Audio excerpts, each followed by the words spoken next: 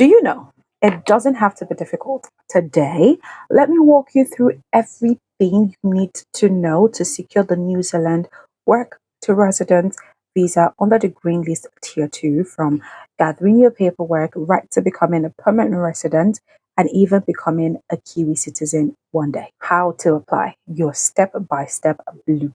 First things first, gather your documents, okay? You need to check the Who Can Apply section on the Immigration New Zealand website. You find exactly which document you need to prove identity, citizenship, and age. If any of your paperwork is not in English, you will need a certified translation. Plus, make copies of the originals and make sure your translator meets the New Zealand requirement. Let me give you a top tip. Enter your details exactly as they appear on your passport or certificate of identity. A single typo can lead to delays or worse, a refusal. You don't want to faff around. Include your partner and kids if applicable. If you're planning to bring your family, you need proof of your relationship, marriage or civil union, certificates, birth certificates for your children, and their identity documents. Moving on to health and character checks, you need to book medical exams or chest x-rays if required.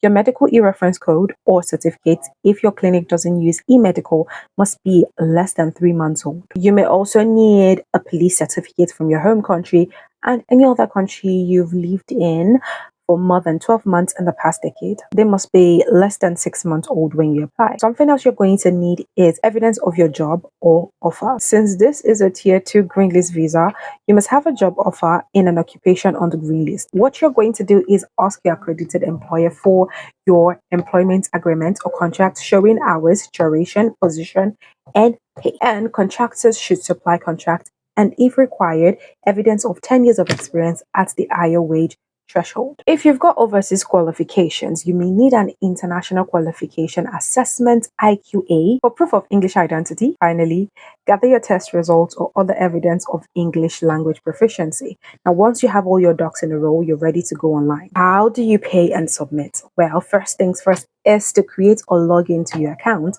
Head to the Immigration New Zealand site and either set up an account or log in. Next is to complete the application form, fill in your personal details, upload your documents, and remember the correct format and double check everything. Yes, double check everything. Next thing to do is to pay the fee. The application fee is 6,450 New Zealand dollars. This non-refundable cost includes the immigrant levy. You can pay with Visa, MasterCard, or Union Pay. Submission. Hit submit and keep an eye out for an email confirmation. Now for the time frames of this visa, 80% of application are processed within 3 months, but be prepared to wait up to 6 months in busy period. And finally, when you get your visa, once approved, you receive an e-visa by email. If you apply from outside New Zealand, remember you must enter within 12 months of issue.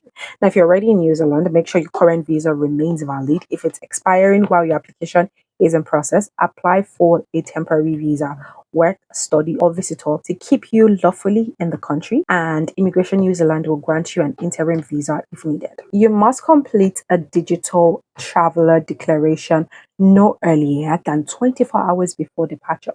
If you can't do it online, grab a paper form at the airport. It is important that you declare foods, plants, and animal products. Be upfront. New Zealand enforces strict biosecurity rules to protect its unique ecosystem. And for your entry permission, immigration officers will verify your visa and may take your photo, fingerprint, or an iris scan. Corporate to may they no deny you entry, ship you back to Lagos. What's life on your residence visa? You can live, work, study anywhere in New Zealand indefinitely. If you need to travel after 2 years, you have two options. Apply for a permanent residence visa, that's PRV.